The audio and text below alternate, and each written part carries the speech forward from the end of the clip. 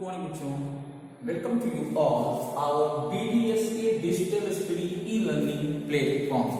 Myself Vinay Shukla, this is class 8 and today I am going to discuss the coal and petroleum's last 2 or 3 topics. बच्चों आज हम इस chapter की last video को लोग देखेंगे और इस लास्ट वीडियो में कुछ इम्पोर्टेंट चीजें भी हमको जाननी है। हमने आपको कोल एंड पेट्रोलियम के बारे में बहुत सारे वीडियोस, 2-4 वीडियोस आपको पिछले में भी आपको बीडीएस के ई-लर्निंग प्लेटफॉर्म पे जाकर के पा सकते हैं। अगर आपने अभी तक नहीं देखा है या नए बच्चे हैं तो कहाँ जाएंगे आप बीडीएस के ई-लर्निंग यूट्यूब के चैनल है हमारा प्लेटफॉर्म पर, आप जाएं, आप आराम से वहां पर देख सकते हैं।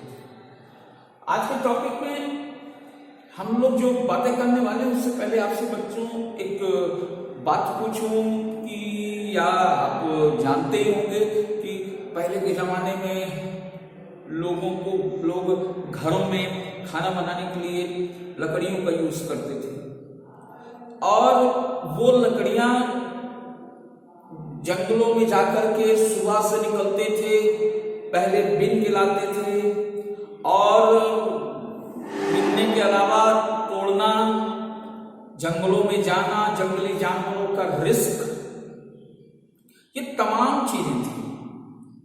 तब जाकर के कहीं फ्यूल यानी ईंधन इकट्ठा कर पाते थे ताकि वो खाना बना सके। जैसे जैसे हम मॉडर्न होते गए, जैसे जैसे साइंस की डिस्कवरी बढ़ती गई, हम इन चीजों पर विचार करना शुरू कर दिया हम लोग इंसानों ने। तो धीरे धीरे धीरे धीरे धीरे नई डिस्कवरी हुई, कोल की डिस्कवरी हुई, पेट्रोलियम की डिस्कवरी हुई और आज जिस टॉपिक पर हम लोग बात करने वाले हैं, टॉपिक पर जिस पर हम लोग डिस्कशन करने वाले हैं, किसकी खोज हुई? नेचुरल गैस की खोज। अब नेचुरल गैस कहीं बाहर से नहीं मिलने वाला है, ये भी अर्थ से ही मिलने वाला है। वही प्रोसेस है, under high pressures the dead animals get converted into the coal, petroleum and natural gases. In refinery which gases we are using, they are the refined। जब इनमें से 200 से ज्यादा सब्सटेंस मिले हुए होते हैं इसमें से, जब उनको अलग अलग करते हैं तब उन अलग अलग में सब आपको diesel, kerosene, natural gases and these all things will be you can get in the refining process। तो नेचुरल गैस भी एक कंस्टिट्यूएंट ही है हमारे कोल एंड पेट्रोलियम के सब्सटेंसेस का। यहां पर हम लोग नेचुरल गैसेस को क्या हम कैसे यूज करते हैं? तो जो नेचुरल गैस हम यूज करते हैं वो होती है सीएनजी, कंप्रेस्ड नेचुरल गैस। जो हम यूज करते हैं वो क्या होती है? CNG and used for power generation. बिजली बनाने के भी काम, पावर जनरेट करने के भी काम आ सकता है। ओके, और क्या होती है? Less polluting.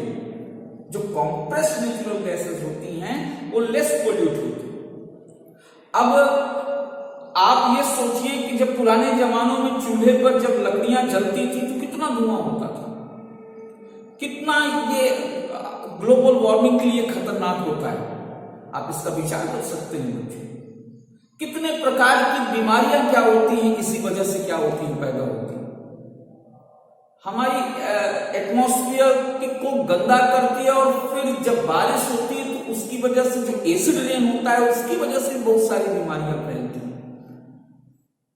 तो इस तरीके से जो हमारी पुरानी व्यवस्था थी वो बहुत ही जटिल, कठिन एंड और मैं इसको ये भी कह सकता हूं कि टाइम टेकिंग थी, बहुत ज्यादा समय लगता था। लेकिन अब जब हम कंप्रेस्ड नेचुरल गैसेस की डिस्कवरी कर लिए तब हमें कई प्रकार की समस्या कम हो गई। पहली चीज तो इसको इजी टू ट्रांसपोर्ट इसको ट्रांसपोर्ट करना इजी होता है।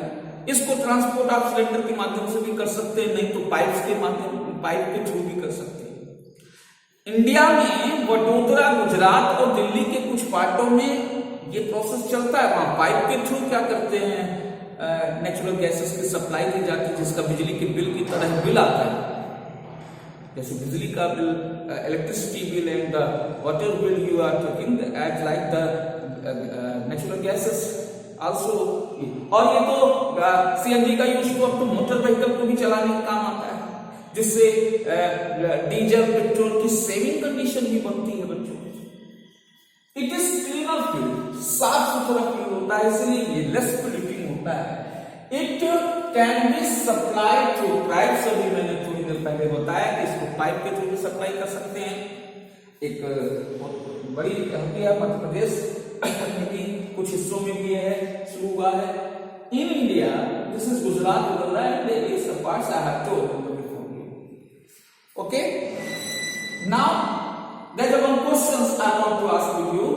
That question is, can coal, petroleum and natural gas be prepared in laboratory from dead organism?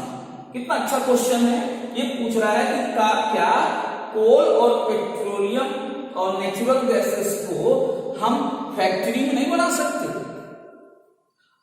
अब आपको ये जानना जरूरी है, अब उन्हीं से डेड ऑर्गेनिल्स, क्योंकि हम लोग डेड ऑर्गेनिल्स को नीचे दब जाते हैं लंबे लंबे समय तक, काफी दिनों तक जो अंडर हाई प्रेशर उसमें जाते हैं तो कन्वर्टेड हो जाते हैं कोल पेट्रोलियम गैसेस में। तो इसको तो आप जानते हैं, तो क्या उन्हीं को लेकर के नहीं? तो भैया देखिए, आप खुद सोचिए कितना आप प्लांट्स कहाँ इकट्ठा करेंगे, वो सड़ेंगे, वो उनमें से बदबू होगा, कहाँ इतना प्रेशर रखेंगे, कहाँ इतनी बड़ी जगह होगी? No, impossible. आप छोटी सी थिंकिंग के माध्यम से भी कह सकते हैं। ये नेचुरल चीजें, ये अर्थ के ही बस की बात होती है। तो इसलिए बिल्कुल एकदम आप डिनाई कर सकते हैं इस कंडीशन को। आप कह सकते हैं no, coal, petroleum and natural gases can not be prepared in laboratory from dead organism because we cannot prepare the condition as like earth has. जिस तरीके से पृथ्वी रहती है उस तरीके की कंडीशन हम नहीं बना सकते, हम वो फॉर्मेशन नहीं कर सकते। ओके, अब चूंकि since we well know that natural gases, these petrol diesels are limited at our earth, on our earth, inside our earth. तो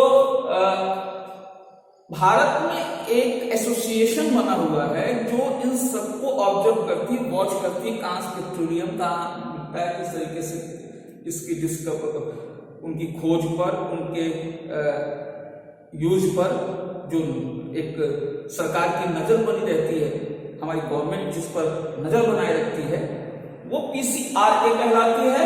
और उसको कहते हैं, उनका फुल फॉर्म है पेट्रोलियम कंजर्वेशन रिसर्च एसोसिएशन। इनका सिर्फ एक काम है कि भारत के विभिन्न विभिन्न स्थानों पर, डिफरेंट प्लेसेस पर जाते हैं इनके साइंटिस्ट, वो देखते हैं कि क्या कहीं पर पेट्रोलियम गैसेस या इन सब के मिलने के आसार हैं, क्योंकि ये एक बड़े इजी फ्यूल्स होते हैं और किसी देश की, किसी भी कंट्री की डेवलपमेंट का भी कारण होती है। ओके, ये सारी चीजें आपका यहाँ पर पीसीआरए के द्वारा वॉच होता है, पीसीआरए के ही द्वारा इसको देखा जाता है। पीसीआरए में कुछ गाइडलाइंस दी गई हैं कि how to save and save petrol and diesel. आप पेट्रोल और डीजल को कैसे सेव कर सकते हैं, पीसीआरए ने कुछ गाइडलाइन दी है और बच्चे इंपॉर्टेंट है, आप भी इसको जरूर जाने। मानता हूं कि आप अभी कार, मोटरसाइकिल ये सब चलाते नहीं होंगे, लेकिन फिर भी घरों में लोग चलाते होंगे, तो उन्हें ये आप जरूर सजेशन दें जब आप उनके साथ बैठे हुए हो, इससे आपके पढ़े लिखे होने का सबूत मिलेगा। देखिए क्या है आपको यहाँ पर tips to save petrol diesel, जबकि हम लोग जान लेते हैं। Drive at a constant and moderate speed as far as possible as far as possible, अगर संभव हो तो आप क्या करें, जो गाड़ी चलाएं, जो ड्राइव करें जब आप मोटर कार, एक कांस्टेंट स्पीड से ही है। अब ऐसा शहरों में तो नहीं हो पाएगा, कहीं ब्रेक कर है तो कहीं यहाँ की सड़कों के लिए नहीं है भैया। अब वही हो सकता है जैसे हाईवे, अब आप चलते जाइए एक स्पीड से चलते जाइए, no pressure on the engine, no उस पे होगा। तो इससे हम ये कह सकते हैं कि हमें ज्यादातर कोशिश करनी चाहिए, इसलिए इसने एज पॉसिबल एज लिखा है। इसमें कि एक speed constant and moderate speed, हम एक स्पीड चलेंगे। दूसरा, where you have to wait switch off the engine.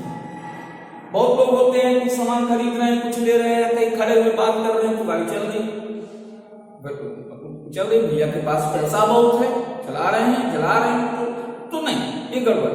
ये लिमिटेड रिसोर्सेज हैं बेटा, जितना आप खर्चा करो उतना ही कम होते जाएंगे। कोई भारत में नहीं बनते, ये खरीदे जाते हैं, ज्यादातर भारत में तो कुछ जगहों पर मिलते हैं, ठीक है ना। इसलिए इनका यूज हमारी मोरल ड्यूटी भी है, इनका यूज, इनका इलेक्ट्रिसिटी का सबका यूज हमको मोरल ड्यूटी है कि हम इसको क्या करें, संभाल करके यूज करें।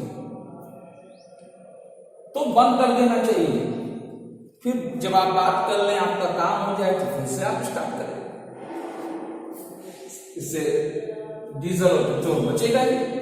थर्ड है ensure correct tyre pressure. Tyre का प्रेशर भी समय समय पर चेक करते रहना चाहिए। हवा का कम होगा तो प्रेशर उस पर, इंजन पर ज्यादा पड़ता है और ज्यादा से ज्यादा पेट्रोल और डीजल वो क्या करता है, स्पेक्ट करना शुरू करता है, खर्च करना शुरू कर देता है। And the last is regular maintenance of the vehicle. समय समय पर व्हीकल्स की सर्विसिंग कराते रहें, उसकी जांच कराते रहें। भैया जैसे हम आप हैं, समय समय पर खाते, we are also the engine, we are also taking the fuel as like the food. So as we are maintenance ourselves by the fooding, and so there is also need to maintenance the vehicle at time to time. जैसे घरों में आपने सुना होगा कि पापा लोग जाते हैं, गाड़ियों को सर्विसिंग कराने जाते हैं, उसको धुलाते हैं, क्यों? क्योंकि वो साफ सुथरा रहेगा, मेंटेन रहेगा, उस गाड़ी में जो इंजन प्रेशर उस पर कम प्रेशर पड़ेगा तो अच्छे से क्या रहेगा, उसकी कुछ कमियां पता लगती रहेंगी। तो कमियां पता लगती रहेंगी तो हम इससे भी क्या कर सकते हैं, डीजल सेव कर सकते हैं, पेट्रोल सेव कर सकते हैं। आशा करता हूँ आप सबको ये सारी चीजें बहुत अच्छे से समझ में आ गई होगी। बेटा ये लास्ट वीडियो था, इसका पीडीएफ में, इसका लास्ट वीडियो भी मैं आपको सेंड कर दूंगा। इसके सारे क्वेश्चन आंसर आप लगाना शुरू कर दिए, क्वेश्चन आंसर भी मैं आपको पीडीएफ के थ्रू सेंड कर दूंगा। तब तक आप सब स्वस्थ रहें, मस्त रहें। नमस्कार।